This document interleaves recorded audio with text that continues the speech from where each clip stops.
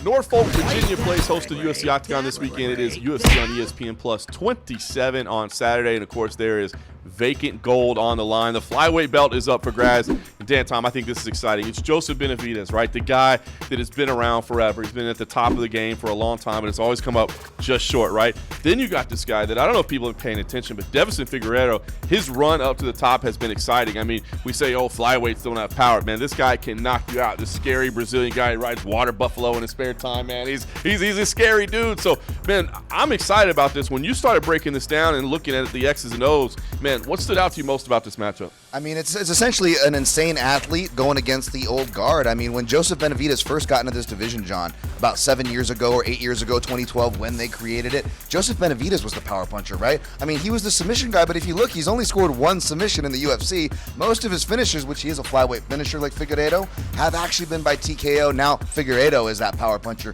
He is the athlete, and with his anime haircut, or he's wrestling water buffaloes, either way, John, I think he's almost going to reach his final form here. That's interesting, man. So it's almost like kind of a new version of the older guy. But all right, so you start breaking that down. The veteran experience, the savvy, the been there, done that. I mean, we know Joseph Benavidez is not going to panic in this situation versus, I don't know, how will Figueiredo handle it? So when you went to it, ultimately, how do you think this gets done? Who is going to walk away with a UFC belt wrapped around their waist on Saturday? I mean, the experience is just a no-brainer, right, John? It is Joseph Benavidez, but more specifically, it's that 5-round experience edge. Whereas Deiveson Figueiredo, he's a big flyweight, so he has to pace himself. He showed he was able to win those decisions, like against Alexandre Pantoja. He really, sharpened up his game. But will it be enough to scramble with one of the best wrestlers, one of the best submission grapplers, one of the best scramblers in any division? Forget just flyweight, which is Joseph Benavidez.